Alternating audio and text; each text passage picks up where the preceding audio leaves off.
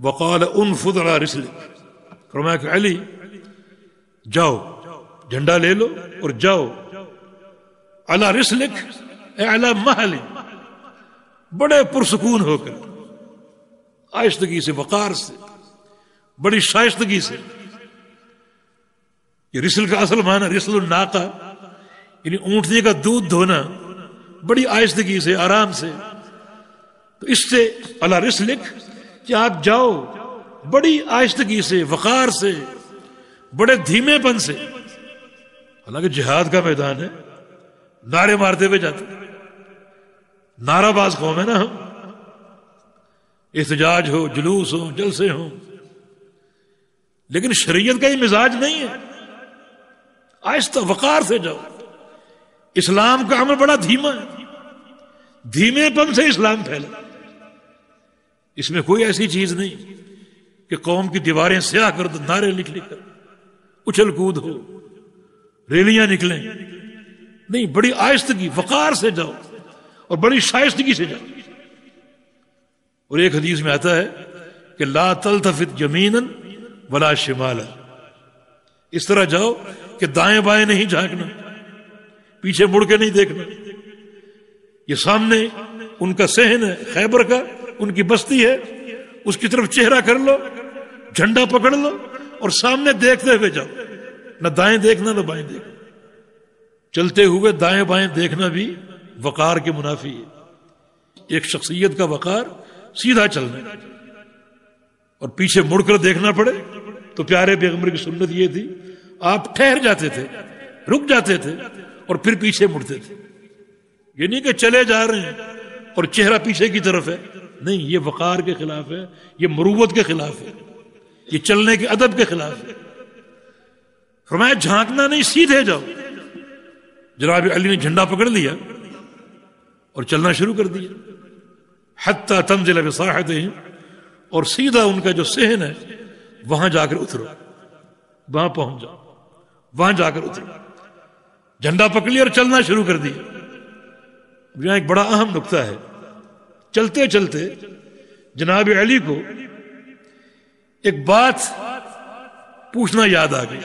ایک بڑا اہم سوال نبی علیہ السلام سے کرنا ہے.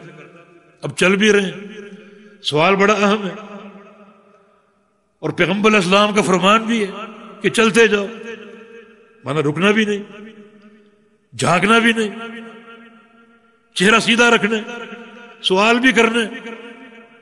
تو رک کر سوال کرتے، پیچھے منہ کر کے سوال کرتے، لیکن نہیں، نبی علیہ السلام کا فرمان جھانکنا نہیں، دائیں بائیں نہیں دیکھنا، آگے ہی دیکھنا اور چلتے ہی جانا. یہ اتباع رسول.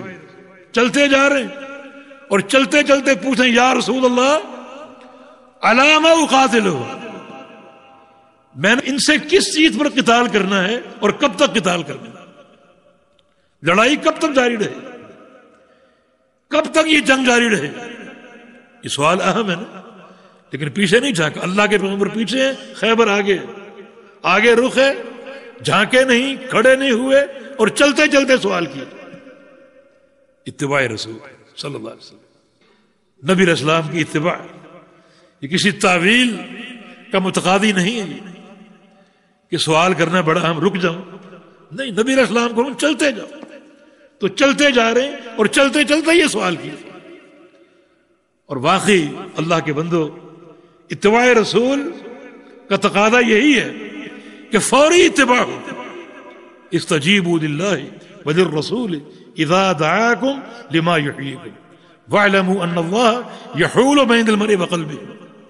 اللہ اور اس کے رسول کی دعوت تمہارے پاس جب بھی پہنچے اس کو فوراً قبول کر لو، فوراً قبول کر لو. اس میں تاخیر نہیں کرنی، اس کو ٹالنے کی کوشش نہیں کرنی، اس کو فوراً قبول کر لو.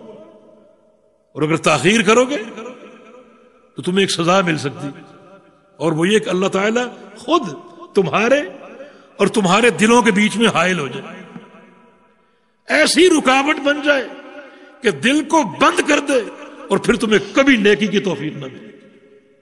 ایسے بہت لوگ ہم نے دیکھے، حدیثوں کو ٹالنے والے، عمل میں تاخیر کرنے والے، اللہ نے ایسی مہر لگا دی کہ پوری زندگی حدیثوں کے جواب تو دیتے رہے، ٹالتے تو رہے، لیکن عمل کی توفیق نہیں ملی۔ یہ صحابہ کا منہج نہیں تھا۔ جناب علی کا عمل آپ نے دیکھ لیا، حرمت خمر نازل ہوئی، مٹکے توڑ دیے، جس کے منہ میں شراب تھی اس نے کلی کر دی بلا تاخیر۔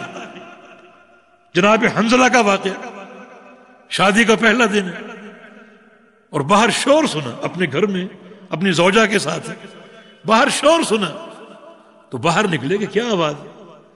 وہ اللہ کے پیغمبر کا منادی تھا جو اعلان کر رہا تھا کہ ایک جہادی مہم تیار ہے، فوراً پہنچو۔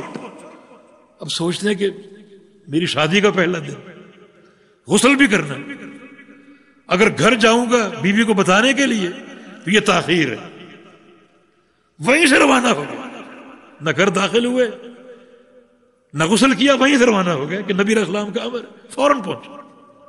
مہم تیار تھی، اس میں شریک ہوئے، میدان جہاد میں پہنچے اور شہید ہو گئے۔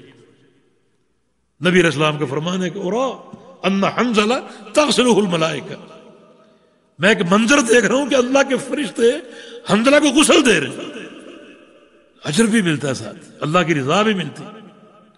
فوری اتباع، تنسیخ قبلہ کی آیتیں نازل ہوئی، اور قباء میں ساتھیوں کو معلوم نہیں تھا۔ ایک صحابی نے نبی علیہ السلام کی نماز پڑھی، قبلہ تبدیل ہو چکا ہے۔ جب وہ وہاں سے گزرا، عصر کی جماعت کھڑی ہے، اس نے دیکھا کہ لوگ ابھی تک بیت المقدس کی طرف منہ کر کے نماز پڑھ رہے، اس نے پکارا، قبلہ تبدیل ہو چکے، نماز ہی میں گھوم گیا۔ یہ فوری اطاعت، یہ صحابہ کا نصب العین۔ تو ہمیں بھی اس پر توجہ دینی چاہیے کہ رسول اکرم صلی اللہ علیہ وسلم کی اطاعت فوری، جو ہی کوئی حدیث پہنچ جائے، کوئی سنت پہنچ جائے، یہ نہ دیکھو برادری کیا کہہ رہی ہے، قوم کیا کر رہی ہے، پیر و مرشد کی تعلیم کیا ہے، کوئی اللہ کے پیغمبر سے بڑا نہیں۔ نبی صلی اللہ علیہ وسلم کی فوری اطاعت، فوری اتباع۔ اور اگر تاخیر کرو گے، ایک بار کرو گے، دو بار کرو گے، اللہ ڈھیل دیتا ہے، ایک وقت آئے گا اللہ مہر لگا کر دل کو بند کر دے گا۔ وَلَوْ أَنَّنَا نَزَّلْنَا إِلَيْهِمُ الْمَلَائِكَةَ وَكَلَّمَهُمُ الْمَوْتَى وَحَشَرْنَا عَلَيْهِمْ كُلَّ شَيْءٍ قُبُلًا مَا كَانُوا لِيُؤْمِنُوا إِلَّا أَن يَشَاءَ اللَّهُ۔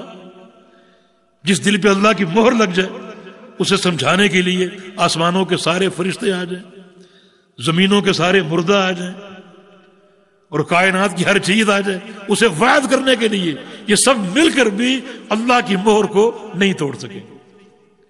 بڑا وبال ہے اللہ کے بندو۔ اس سے بچنے کا راستہ کیا ہے کہ جو ہی نبی علیہ السلام کی حدیث آ جائے، سنت آ جائے، اس کو فوراً قبول کر لو، کسی تاخیر کے بغیر، کسی بہانے بازی کے بغیر، کسی تعویل کے بغیر، اس کو فوراً قبول کر لو۔ اللہ پاک توفیق عطا فرمائے۔